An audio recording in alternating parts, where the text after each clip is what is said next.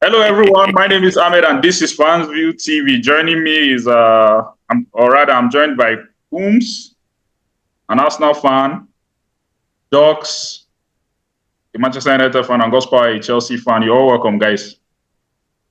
Thank you. Thanks, man. Yeah. Okay. Kums, can't you acknowledge? Kums, what's it called? Compliments now. You still the panic. Match with City don't finish. You still the panic. Acknowledge compliments. I was not scared of the match. I was not scared of the match. Last week, I told them that we're getting a win from the Etihad, but we settled for a draw, and then which is a good result. So I'm not scared. I like your phrase. That was in the past. We're looking at the future now. We're looking at the present. That's right. Rather. That's right. That's right. So I'm going to throw a question to the house, everybody. I want to hear everybody's opinion on this. But before throwing the question, I'm going to say a few things. In 2008, arguably, Chelsea and Manchester United were the biggest clubs in Europe. They were competing for almost everything: Premier Leagues, FA Cups, Champions Leagues, and the rest. They were fighting. Even Evra, I was watching a podcast then. Evra was saying that anytime he's playing Chelsea, he feels he's playing with men. But today, look at where these clubs are. They've become a laughing stock. Chelsea a year ago sacked Potter 11th, and they are still 11th. Manchester United, 12 now. They are 12 now. Okay, they are 12 now. Manchester United up and down, up and down, up and down. They perform well this season. The next season, they are poor, like that. But if we look at both clubs now, which club will you say is in a worse situation, Chelsea or Manchester United? The floor is yours. It's Chelsea, to be honest. Chelsea? It's Chelsea. Let's just say that. It's not. What are your reasons? It's not even an argument. It's Chelsea. See, so these new guys came in. They brought in players without having plans for the player. That's the major shakedown of the club. They brought in players without plans for those players. That's it. But too many players. If you look at Chelsea's achievements in the last 5 years, you guys won the Champions League. Manchester United have not done anything. So, but then we are talking of when these new owners took over. So, and that's where we are. Since they took over, it has been from one disaster to another. So you see.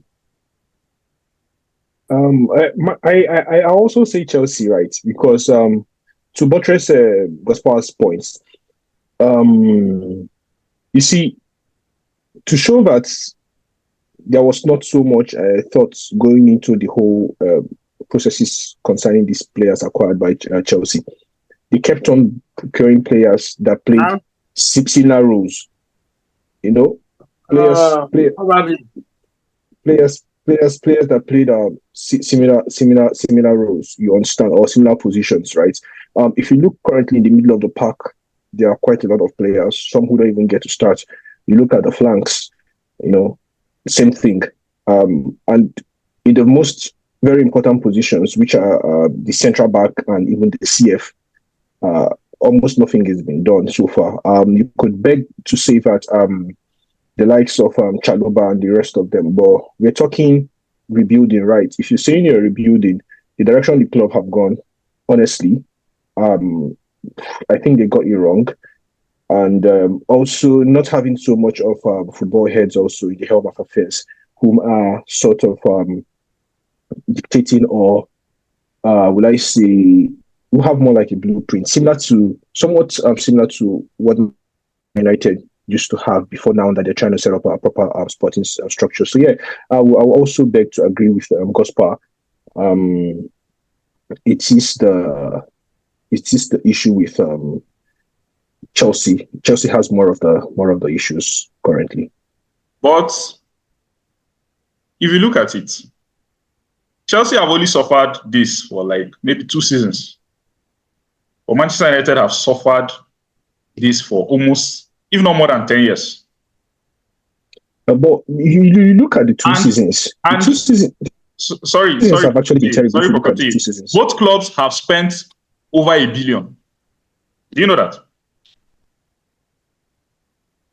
Both clubs have So, spent over $1 billion. No, if you look at it in the span, in what span did most club, if you're trying to draw statistics, right, you have to consider the time taking, right? Manchester United has spent over $1 billion, I think, across the last, I think it's about the last 8.5 years or thereabout, 8 years, 7 to 8 years, yeah, over $1 billion cumulatively. But then Chelsea have maxed and probably even surpassed that spending in about two seasons or a summer and a half of transfer. So, but the issue here is not really about the figure. Looking at the way football has gone this day, I really don't even try to discuss figures again because I think even my grandmom right now, if she shoots up, she can go for a good 35 million quid. So like I really don't look at the figures again. So we really let's talk football. Let's talk football, right? So let's keep the figures aside. Just look at the football the lads are playing. They haven't really been better, right? They haven't been cohesion. They haven't been, direction. The body language generally from the clubs, both clubs, but I think more from Chelsea's side, it's not even really talking about direction. It's not giving hope. It's not encouraging. That's it. That's it. So like in 2 years, you can even the question like Chelsea fans, anytime you see it, the question is, what are we doing? How, what's the direction? Do we have a blueprint? What are you doing with all of these lads? What's the future for the lads? You know that there are a couple of lads also loaned out whom are also within the same age bracket with the guys who are even currently sitting up, who probably may come in next year and they're looking for shirts also. So there's quite a lot of confusion. And you still hear the coach also clamoring for more experienced players. So that's to tell you that they have to still get into market. So what's the essence of what they've done? You beg to say it's an investment, but we all know that in football economics, if these lads don't get good 2-3 years in, you're actually not going to get any value from them if you throw them out there, which has actually been the issues that Manchester United have faced in the last couple of years. Manchester United almost don't make any money from their players, and Chelsea actually is heading in that direction. Chelsea is a club whom, when they're selling their lads prior to this period, they get good 35-45 million quid from them. But if you look at the crop of players, do you think they will get much money? Let's say Lavia hasn't even suited up. He's been struggling to stay fit. Let's look at Caicedo. He's been a shadow of himself. There's a lot of issue. Currently, I can say that Chelsea, Man U is quite better or in a better position because they seem to have people who now want to do football. I'm talking of who want to work with a structure, have a blueprint, and all that. And then Chelsea is yet to begin. So let's see Pepper maybe by summer, or let's see what happens going forward. Okay, Kums, what do you have to say about this? Okay, they are both in very similar situations, and then I'll say Chelsea is a good fix. Like, it is easier to fix Chelsea than Manchester United. Why? I feel Chelsea have the talent. Chelsea have the boys. Like, they have a talented bunch of players. They just need a good manager. Like, a good manager can just come in, and in 2 years, Chelsea might be challenging for the league, or not really league, maybe the top 4. Manchester United, you don't know if they need a new manager or they need new players. Today, you're asking yourself, okay, Man U need to strengthen the defense, Man U need to strengthen the middle, Man U need to strengthen the attack. Like, you're not sure if it is Ten Hag or if it is the boys. A section is saying it's Ten Hag, a section is saying it's the boys. But Chelsea, we all know that what Chelsea needs now is a good manager. So, like, we're pretty sure that if a good manager comes in 2-3 years, Chelsea should be challenging for the league. Though I can see Man U putting steps towards fixing their management issues, because that is also a factor that's been affecting the team. They're putting steps to see that they fix their management issues. But I think Man U is in a deeper shit than Chelsea, to me, because I feel what Chelsea just need is a good manager. That's a good manager, and then you only need a good manager. So I think it's beyond management at time, because when I look, let me tell you what drives me crazy is Sterling. When I look at that, I'm like, Bro, if he's Bro. playing, no, I'm serious. If he's playing, what plans do you have for the young boys? If Sterling is playing football, if Gallagher is playing, what plans do you have for these ones you brought in? Don't get me wrong. Gallagher plays at, but he's not. He's trying, but he's not there. The heart is not sufficient. He's playing with his elbow, but the guy is not good. So what plans? Me, it's just the plans. Do you have for the? Okay, I'll tell you of a boy. This Santos boy. What's his name? Is he Santos or something? A midfielder. That boy is very good. You loaned him to League One. Why? And Gallagher plays every week as a number 10. A number 10 that can even create a chance for attacking players. In short, let me tell you something. If you train me for a month, I'll be a better number 10 than Gallagher. I'm being He serious. shoots now. Gallagher No shoots. jokes apart. I'll be a better number 10 than that That's boy. not great. No jokes. Gallagher Just has train more me credit more. than I he just need shoots. just the fitness. It's just the fitness I'm liking. Train me 1 month, I'll be a better number 10 than him. But that's why I say, what plans do you have for these players? What plans do you have? And again, we have a problem. Kepa is coming back. Lukaku is coming back. So many divisions in like bad energy, bad energy. So the moment they come, if you can change them, I say, okay, go immediately. Just within a week, get rid of these players. Fine. But if you keep them for a month, oh my God, they will destroy that club before they leave. Trust me, that's where we don't actually have a plan. Okay. I think we are both saying the same thing because if you've acknowledged the fact that Bar Sterling and Gallagher, your team is Legendary Gallagher, Chelsea legend. 70% fixed, 60 to 70% fixed. Then if you have a good manager, like let me use my manager as an example. With a manager like God, pride. Sterling will run. See, he will run on grass. He has no choice. Sterling will run on grass. Our best players, Arsenal, I'm telling you that it's either Saka or Odegaard. They run. They cover the pitch. Odegaard starts running. He's the first Arsenal player to press. He's the first. He leads the press. So you cannot be in a team like that and then you're not pressing. It's not possible. So when you get a manager that is ruthless, Sterling will press. He'll work his ass off and then he will run. He will run the grass. Okay. So and then the manager will be bold enough to tell someone like Gallagher that it's either you improve or you go. So I think okay, guys. Arsenal will be playing Luton Town. So Kums, do you have anything to say about that, or do you see it as a straight win? In as much as I want to see it as if you go to a betting shop now, what will you play over 3.5? In as much as I want to see it as a straight win, well, there's really no straight win in the EPL.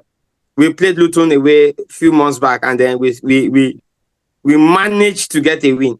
You have to rub them. That's fine. Remember, like 1-0, they did 1-1, we did 2-1, they did 3-3. Luton Town is a difficult club to beat. Yes. I remembered as we needed a last-minute goal from Declan Rice to win that match. So, in as much as I want to see the match as a straight win, some Arsenal fans have been saying that they should give some players a rest, give Odegaard, play Vieira, like, because it's Luton Town. No, it's not just Luton Town. We're playing for the league, guys.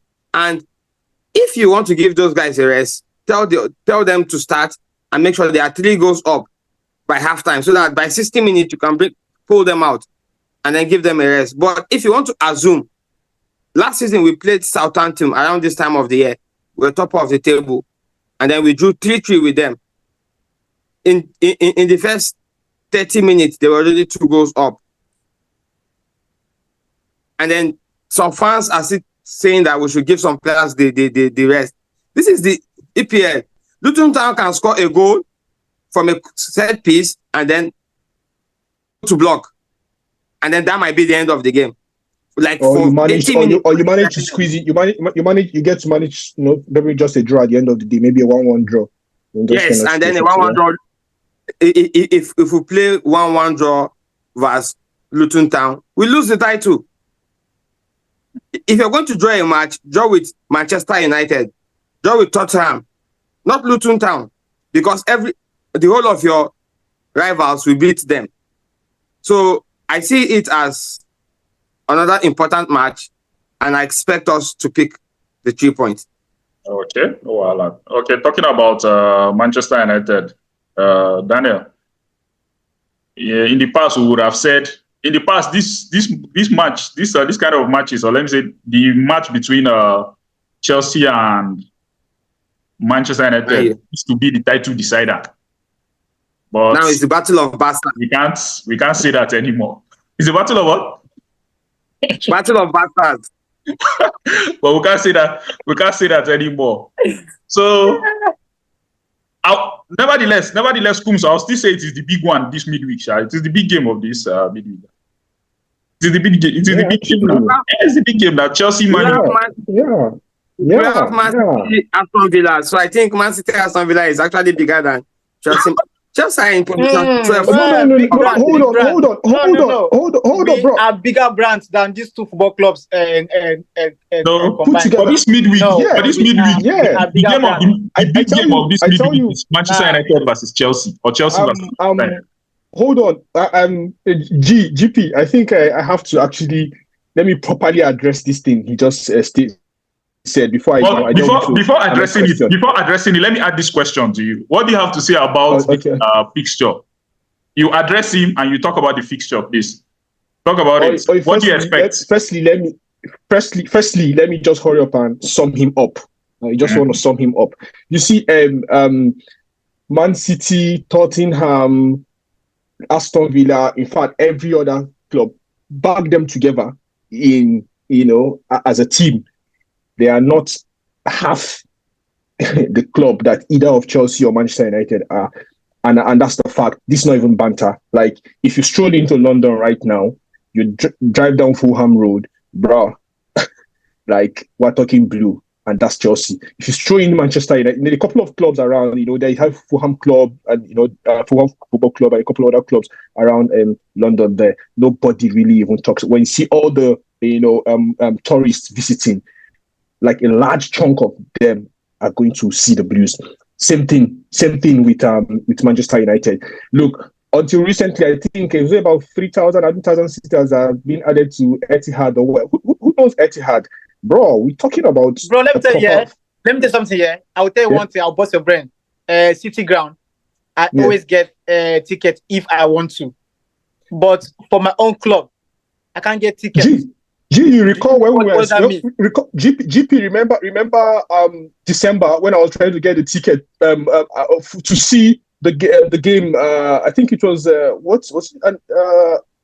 I've forgotten that game. I was at yours at Swindon, right?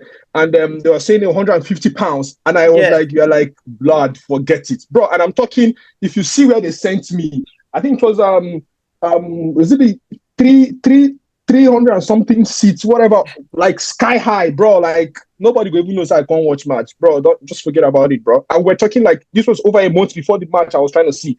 It was fully booked and all of that. You got like tickets of Manchester United are being resold for over 1,000 quid. Guys, please, like, to go to your question, Ahmed, it's actually a very big game. Let's forget it. This is a game of pride. This is a comfortable. You can comfortably say about the biggest game for the weekend. These are top English teams. These are prides, of England. This is a big rivalry. If you be very honest, so we could understand that both teams are actually not where they hope or where they should be, rather. But it's actually going to be a contest either way. Chelsea has to play for pride because obviously Manchester United took the first leg, and currently where they are playing, they need to kind of like go up the log and see if they could finish higher. We've got, I think, about 8-9 games to the end of the season, and if they're able to win 6 of these games, they'll actually be in a very good position considering the number of or the caliber of teams that slightly above them.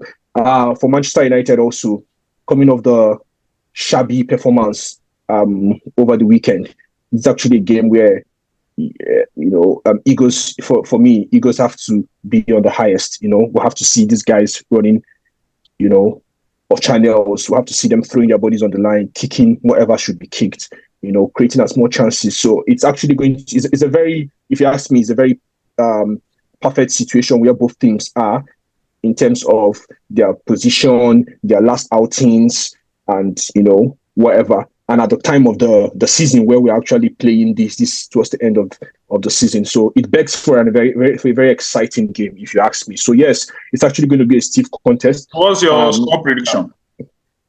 If I'm going to be very honest with you, I'm going for a very, very tight game of probably 2-2 Manchester United win.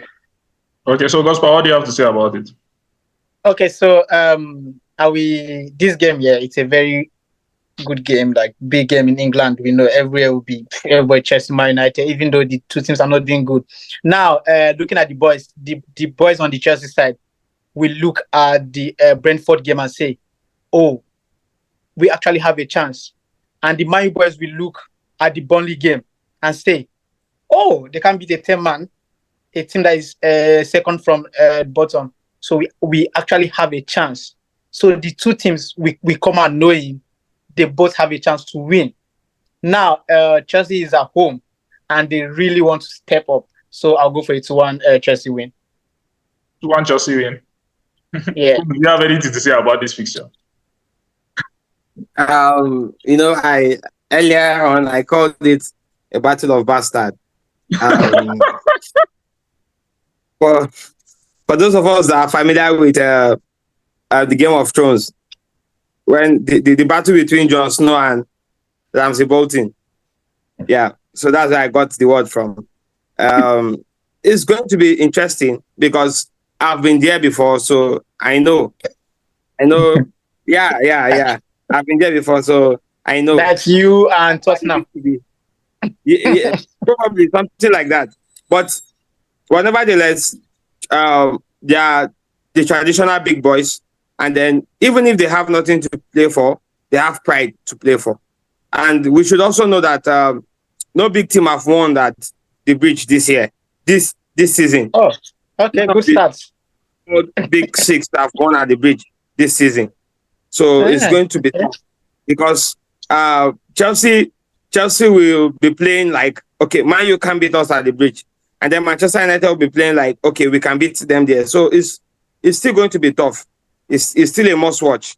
They're still we have the record of actually we have the record of smashing records as a football club. But every Manchester United, Chelsea, Manchester City, Arsenal, Aston Villa, Leicester City, all of you guys, we have a record of smashing records. Whenever you bring your best, we don't have to, even in our worst days, like I used to tell you, even in the days of Moyes, we smash records. So, it's actually a very tricky game. I was listening to the pre-match interview, Erik ten Hag's pre-match interview last couple of hours. Martinez and other players are injured. Yeah, are injured and all that. I see Man U going for a low block because he was asked if we are going to be seeing his teams be more on the high intensity like they contested against Liverpool and all that. He made an interesting remark where he said it depends on the game, depends on the players, and it depends on where they are playing, home away or whatever. And then I looked at it from the lineup, looking at the list of the guys whom he has available, particularly in the middle of the pack. I expect a low block. I expect him to sit quite low, and then with Ghana, the likes of Garnacho, Haaland, and Rashi, Bruno running. I also think the way he sounded, I think Mason Mount will start. So it's actually a big boost in the middle of the pack. You've got legs in the middle of the pack. I just hope he has a good game that day because he also has pride to play for. Obviously this is Stamford Bridge. I know he's not going to receive the best of have the best of receptions. Obviously, there's going to be a lot of the boos. But I actually expect look, this makes for a very, very exciting game. Trust me, it's going to be Man U trying to within the first 25-30 minutes to contain whatever Chelsea brings, and then try to build up from there. That's actually what I'm thinking. It's a proper Premier League game. Just a proper Premier League game. All right, guys. Thank you very much for joining me. See you next time. Thank you so much. Cheers. Yeah.